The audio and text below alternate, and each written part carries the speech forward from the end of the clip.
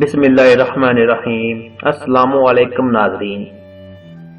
پچھلے لوگوں میں ایک بادشاہ تھا جو بہت زیادہ سرکش تھا۔ وہ اللہ عز و جل کی نافرمانی میں حد سے گزرا ہوا تھا۔ اس دور کے مسلمانوں نے اس ظالم بادشاہ سے جہاد کیا اور اسے زندہ پکڑ لیا۔ اب اس کو قتل کرنے کے لیے مختلف قسم کی سزائیں تجویز کی جانے لگی۔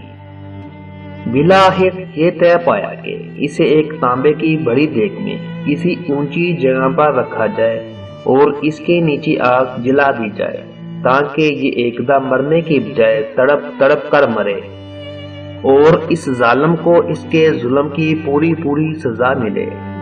چنانچہ انہوں نے ایسا ہی کیا اور اسے تانبے کی دیگ میں رکھ کر نیچے آگ جلا دی۔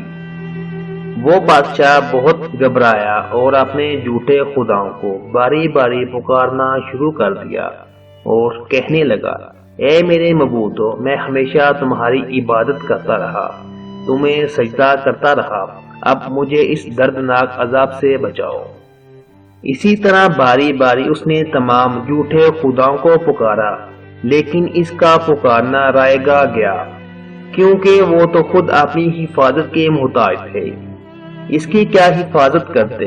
بالآخر وہ اپنے جھوٹے خداؤں سے مایوس ہو گیا اور اس نے اپنا چہرہ آسمان کی طرف اٹھایا اور خالق حقیقی اللہ عز و جل کی طرف دل سے متوجہ ہوا اور لا الہ الا اللہ کی صدائیں بلند کرنے لگا اور گڑ گڑا کر سچے دل سے اللہ عز و جل کو پکارنے لگا۔ اللہ رب العزت کی بارگاہ میں اس کی سچی توبہ قبول ہوئی اور اللہ تعالیٰ نے ایسی بارش برسائی کہ ساری آگ بجھ گئی، پھر تیز ہوا چلی اور اسے دیگ سمیت اڑا کے لے گئی۔ اب وہ ہوا میں اڑنے لگا اور یہ صدا بلند کرنے لگا، لا الہ الا اللہ، لا الہ الا اللہ۔ پھر اللہ تعالیٰ نے اسے دیگ سمیت ایسی قوم میں اتارا جو مسلمان نہ تھی بلکہ ساری قوم ہی کافر تھی۔ جب لوگوں نے دیکھا کہ دیگ میں ایک آدمی ہے اور وہ کلمہ طیبہ لا الہ الا اللہ پڑھ رہا ہے تو سب لوگ اس کے گرد جمع ہو گئے اور کہنے لگے، تیری ہلاکت ہو، یہ تو کیا کہہ رہا ہے؟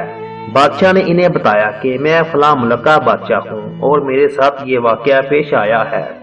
جب لوگوں نے بادشاہ کا قصہ سنا تو سب کے سب کلمہ پڑھ کے مسلمان ہو گئے اور معبود حقیقی اللہ عز و جل کی عبادت کرنا شروع کر دی۔